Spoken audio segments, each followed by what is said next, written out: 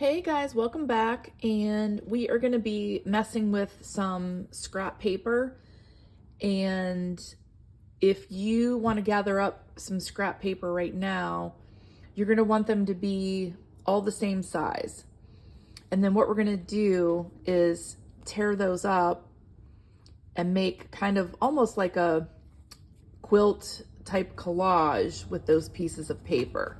So these were some that I did with, this is retired Stampin' Up! Paper that, oh, I forget, it was like Birds and Blooms or something. It was really cute paper. So one of the things that I did is I chose 5 pieces of scrap that were 4 by 5 1/4. So they were like a card layer. And I used 5 pieces, but I'm gonna go with 6 pieces because I think the arrangement will be a little bit more varied.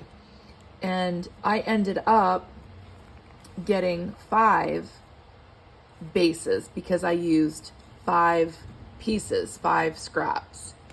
I'm gonna use 6, so I'm gonna end up with 6 backgrounds or 6 bases.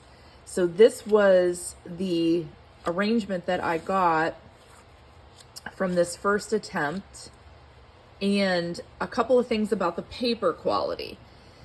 This Stampin' Up! Paper, it's fairly thick, so it makes it a little bit more challenging to tear because you're going to tear all the stacks at once. The other thing is I glued it to copy paper so that it didn't get any thicker in case I layer this up onto cards. So that's a couple of things just to kind of keep in mind about your paper quality. And in fact, I'm using 6 pieces now, so it's probably going to be even more challenging for me to tear. But I'm also going to tear this stack, which is a bunch of different Christmas paper. And some of it's thick, some of it's thin. So for example, this is a scrap piece from Joann Fabrics, which sadly they're closing, so go grab your stuff now. This is a piece of retired Stampin' Up! From years ago that's a little bit thicker. So I'm curious how this paper that's kind of different weight is gonna work. But we're gonna do this paper first. And the other thing is, this first stack, I didn't worry if anything was directional. So for example, you can see this bird, you would wanna use this background landscape. I didn't really pay attention to that. This one's also landscape. Had I maybe a bird going landscape and then a bird going the other direction, it might have bothered me, but I didn't pay attention with that, but I did with this stack. So I made everything landscape. If it was directional, I made everything landscape. So kind of keep that in mind too when you're looking at your scraps. So this one's more landscape, and of course that's, you could do either, and this one, and then this is a solid pink. So I have 6 scraps. So what we're gonna do, I'm gonna tear this into 6 pieces, 6 different pieces. So 1, 2, 3, 4, 5, 6. And I didn't worry about pulling forward or tearing back because you're gonna have a white edge either way. All right, so that doesn't really matter. So I'm gonna start at the top, and you do wanna sort of even get maybe a binder clip and clip them together. I didn't worry about that too much if they started to come apart. And I'm just gonna kind of tear down to about here. And then I'm gonna tear this off.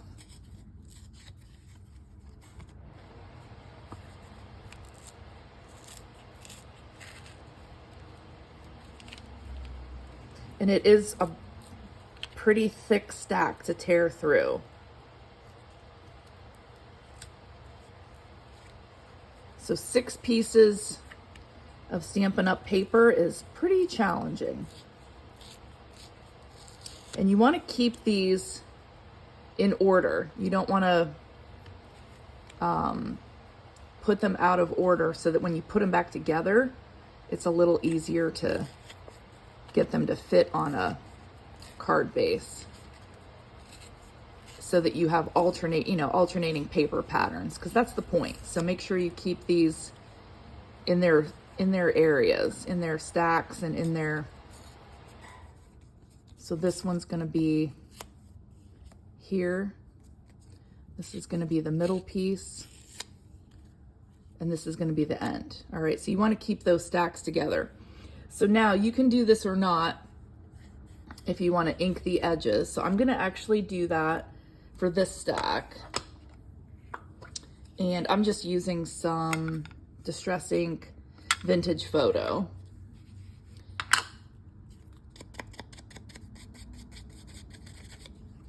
And this is definitely optional, but you can kind of see how it, I'm gonna try to keep these in their order. Actually, I'll tell you what I'm gonna do. I'm gonna lay this out and then I'm gonna ink those. So what we're gonna do, I'm gonna put it on copy paper.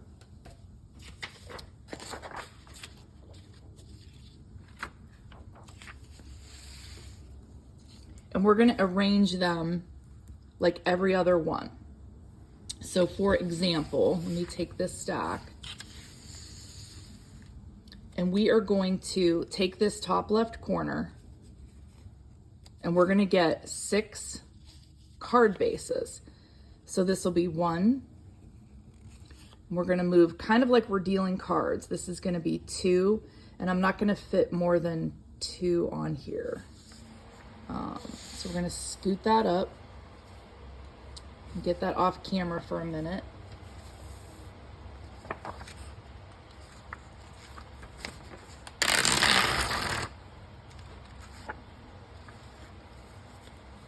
This is gonna be 3, 4,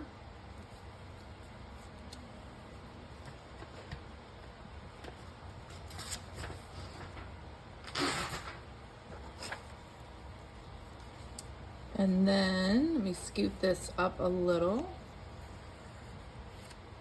This is going to be 5 and 6. And if you don't arrange them in the right order, you'll have too many of this piece or too many of this piece, okay? So now, instead of, let me get back on camera with this first sheet that I started with. Let me scoot that back down here. All right, so that was the first piece, that was the second piece. So now I'm taking that top right corner and now I'm gonna go to the second card base, the third card base, the fourth card base, the fifth card base, the sixth, and then back up to the first. So now those are my 2 stacks, or my two top pieces, I should say.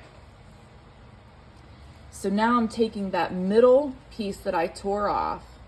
I'm gonna skip card base 1 and 2, and I'm gonna go to card base 3. I'm gonna scoot this up a little bit here.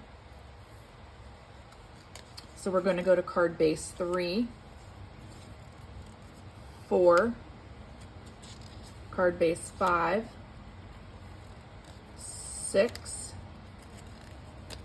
to 1, and then to 2. So if you're a teacher and you've ever done grouping so that your students were in different groups, or if you had them in gym and you counted off, it's kind of what we're doing, all right? You're just kind of sorting those scraps. So now we're left with that bottom row that I tore into 3. So we're gonna start with this left corner. So now we're gonna skip 1, 2, 3, and we're gonna go to 4. And so we're gonna put this in the bottom left. So we're gonna go to 4, 5, 6, and I know I'm off camera. Back up to 1, 2, and now we're ending on 3. All right, and then this is how the bottom is looking. Okay, then we're gonna grab The middle stack we tore off, and we're starting with that card base 5 and 6. So we're gonna be at 5, 6. I'm gonna scoot this down. We're gonna go back up to 1, 2, excuse me. And then we're gonna go 2, 3, and 4. And now we have that last stack.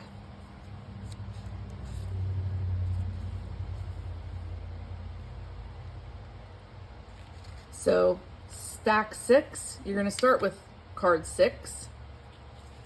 And I'm gonna move that down for a second. Back up to 1, 2, 3, 4, and we're gonna end on 5. Okay, so then we have those. So now you have one of each piece of paper as a base. Okay, now what I'm gonna do is I'm gonna ink up those edges separately, then I don't kind of lose track of those piles. So for example, I'm just going to do one, kind of like one card base at a time. And you can ink up all the outside edges too. I'm just inking up the torn edges. And you can see how this has the white edge and this doesn't. So depending on how you tear them, you know, you're gonna either get a white edge or none. And it's up to you if you really want to, you know, focus on that, on tearing towards you or away from you consistently.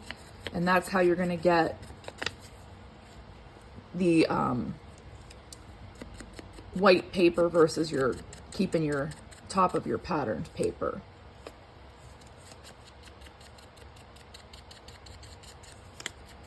All right, I'm gonna finish inking these off camera, and then I will be back just to show you how to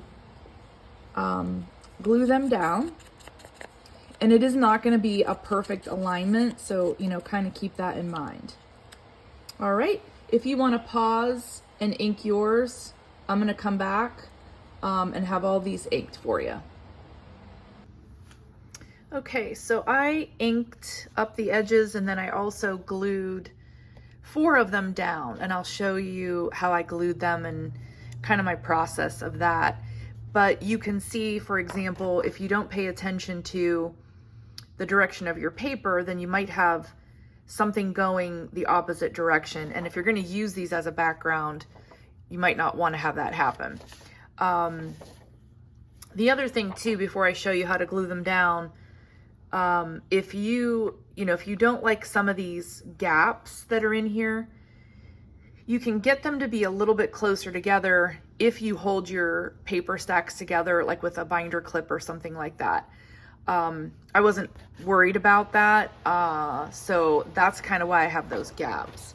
And then, for example, like this one didn't quite line up, you could use a T-square if you wanted to get perfect. But I have a stitched die, and what I did was I just cut around the edge with a die, and then I just was able to get kind of those rough edges off and not worry about them. So that was how I did that. So to glue them down, what I did is I used the corners and the straight edges of my paper. So I just took a piece at a time and kind of keep track of, you know, the direction of the paper. And you can use a glue stick, you can use liquid glue. If you have sticky adhesive sheets, you know, that are 8.5, well, I wouldn't waste a whole 8.5 by 11 page, but you could use sticky adhesive sheets too if you have them. And then what I did was I just tried to get that first piece as square in that corner as possible. And then I just worked across and down the side. And like I said, I wasn't perfectly square or, you know, straight with all my edges. because I do plan to die cut these out with that stitched square die. But I try to get it kind of as close to the ripped shape from the original piece. And then this one. And if you wanted to, you could switch the sides around. You know, if you don't like this side of the paper, you could do pink, but then you just have to realize you're going to have two pink pieces in that design. Okay. See, and this is where I have a little bit of a gap as I'm trying to get as straight to these edges as possible. But again, I'm not overly concerned about it. I kind of like that it's not perfect and that it has a little bit of that roughness to it. And then we're going to put these last three pieces down, and then we'll do the other one in the opposite corner. And then what I'm going to do is I'll tear apart the Christmas paper so you can kind of see that process again, but also to show you how it tears if you have papers of different thickness, because that's definitely what my Christmas scraps are. They're all different thicknesses. Okay, and you can see it's a little bit off of my edge of my paper here, but I'm going to die cut that out, so I'm not overly concerned about that. And then this one we're going to do in this left corner, and again, just to get it as square as possible.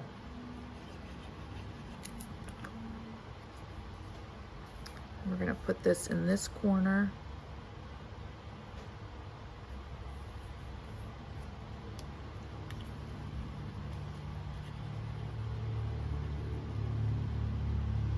But I think too, the more stacks of paper you're trying to rip apart, the more challenging this is going to get as well. So this was 6, oops, I almost went the wrong direction. So this was 6 pieces of Stampin' Up! Paper. This was, so it was pretty thick. But the Joann Fabrics, the paper that you get there, you know, if you go and get some clearance paper, that's a one-sided paper and it is a lot thinner. So if you wanted to use more than 6 pieces of paper, you could, because you could tear, I would maybe do, I bet you could get 8 of that thickness.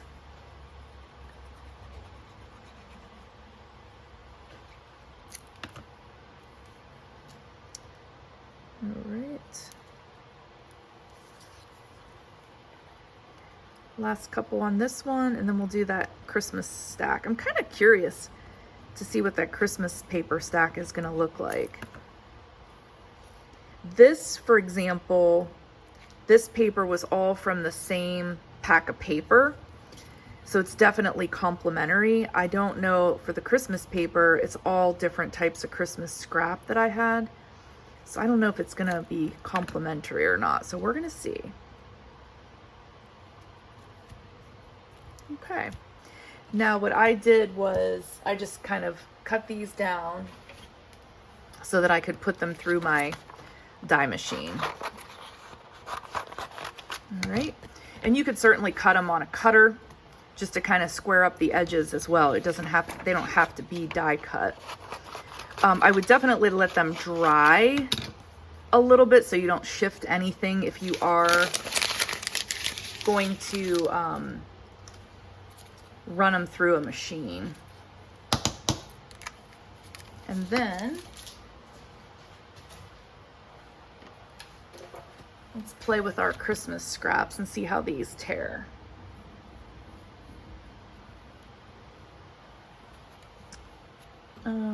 Let's do,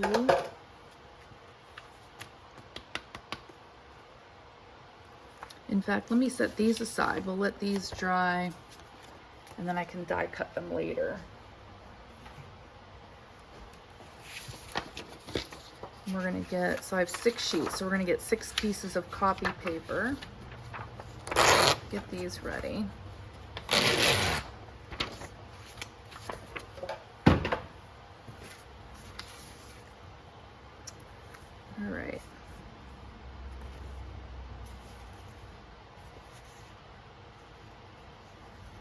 This is the thickest piece here.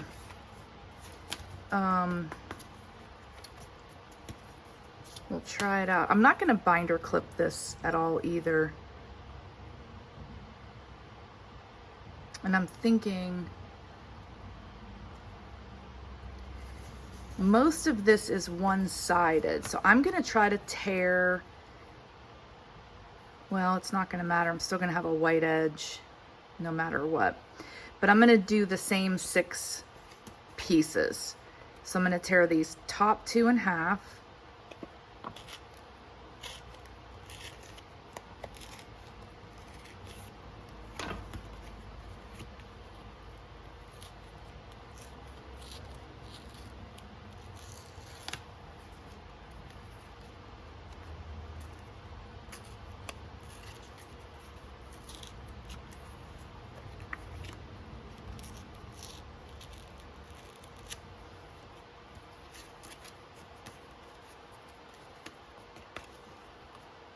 And then we're just going to do the middle.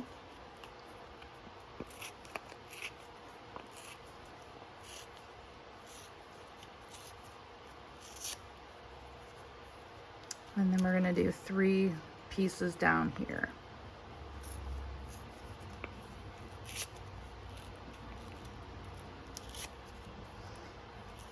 Yeah, so the thinner paper, it is getting a little bit caught. And all that means is this piece has a bigger gap, a bigger tear gap than, for example, this piece. So what that means is when you line these up with the alternating scraps, you're going to have more of a gap. So if you aren't going to like that, you're going to want to probably binder clip your paper together so that it does tear a little more equally. All right, let's line these guys up and see what we end up with.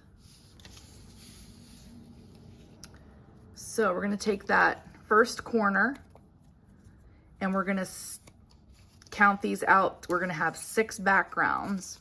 So we're going to have 1, let me scoot this down.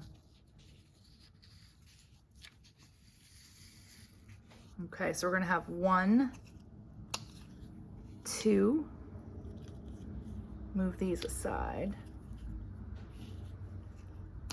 3, 4, and then we're going to bring in our other piece, 5 and 6. These are our middles. That's our top right. I'm just moving my stacks. Okay, so now, making sure, I'm trying to get these all on camera. So now we're gonna take the top right stack, and we're gonna start with card base number 2. So we're gonna go 2, 3, 4, 5, 6, and back up to 1. Okay, and now we're gonna take the middle strip and we're gonna skip 1 and 2, and we're gonna go to card base number 3. So we're gonna go 3, 4, 5, 6, 1, and 2. And then we're gonna do our bottom pieces. So this is the bottom left corner. So we're gonna start on card number 4. So I'm gonna have to scoot these up. So we're gonna go 4, 5, 6, 1, 2, and 3. This is the middle torn piece. So we're gonna go with card base number 5, way down here, 6, back up to 1, 2, 3, and 4. And now we're in the bottom right stack. We're gonna start on card base number 6, way down, you can't see it, back up to 1, 2, 3, 4, and 5. So this is what those bottom ones look like. All right, and then I am gonna do the same thing. I'm gonna ink these up, glue them down, and then I will be back.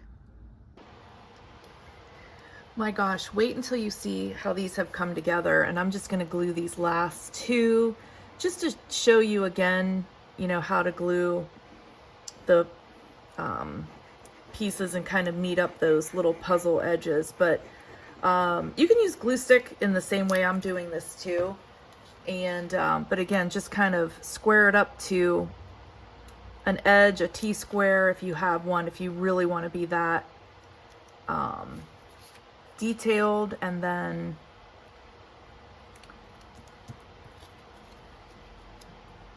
try to start on those edges, top and right edges, to get it as square as you can. But I actually like the composition of all these different Christmas papers. And we're going to do the same thing over in this corner.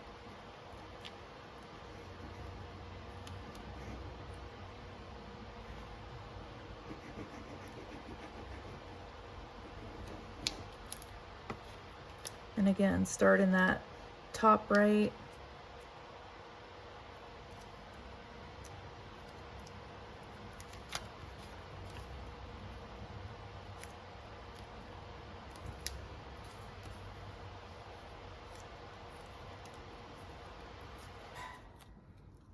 And I will say I had some directional paper in this stack and it didn't quite turn out the way I wanted. So I don't know if you can notice on this piece I'm working with right now, but I think once I make these into backgrounds, you're not even going to notice. But for example, the trees are up and down, but then I had this kind of vintage sort of magazine paper and it's landscape. So there's definitely some that are more obvious. So this is more portrait, and then this is, or sorry, this is more landscape, and then this is portrait. So there are some that are definitely gonna stand out more than others depending on how I use them for a card base. But I thought it'd be cute. You could punch out, you know, a Christmas tree or something out of this, and it might not even make a difference. But I do like these scrap pieces. So this was these were the last two. This was like 5 and 6, if you're going back into the video. Lost track. I'm not sure which two these were. But you can see how these trees and this kind of vintage paper are not, they're kind of opposite. Same with this one. And then, but I like the colors. I like the composition. And then these are how the other two turned out. But I'm going to do the same thing. So I will probably, whoops, sorry for knocking that camera. I will probably cut them out with a stitched die or some other kind of shaped die and just use them as a background. And the possibilities are endless, because if you have, you know, 8.5 by 11 paper, you could do the same thing. You could choose a few sheets of 8.5 by 11 paper, tear it down, make those piles, and then stick it onto another 8.5 by 11 piece of paper. So you could really make a lot of different variations of your paper if you're bored with what you have, or really just sometimes you have ugly, hate to say it, ugly paper in those packs, and this would be a good way to take those ugly papers and put them together somehow. But I'm going to show you too. So for example, this was that retired DSP. I was playing around with these Tim Holtz bird dies, and I think I have some really cute ideas for this paper. And if I can,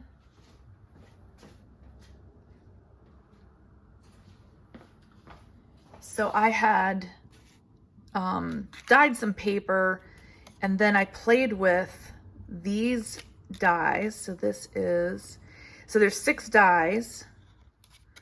And I played with these birds, and I thought they might be, I don't know, they might be too bright. Yeah, they're a little too bright. I could tone them down a little bit, but They might look better on maybe this one, but I could make some branches and things like that. But I was just messing around with these from my scrap papers that this was Dylusions ink is what these sprays were. But easy to die cut these birds, and then you can just kind of layer them, or you could just keep it, you know, you could just keep it solid like that. And then you could, you know, pencil in some eyes and, you know, wings and things like that too. But I thought, you know, I could go with, I just cut them out of this scrap paper just to see how they would die cut, but I could go with some blue and yellow as well. But easy, and I think they'll glue together pretty easily. So those are gonna be fun. However, back to my backgrounds. Thanks for watching, and let me know if you try any other variations of this idea. And I really thank you guys for watching and for subscribing. I do appreciate it, and I have a lot of fun showing you this stuff. So let me know what you think. Have a great day.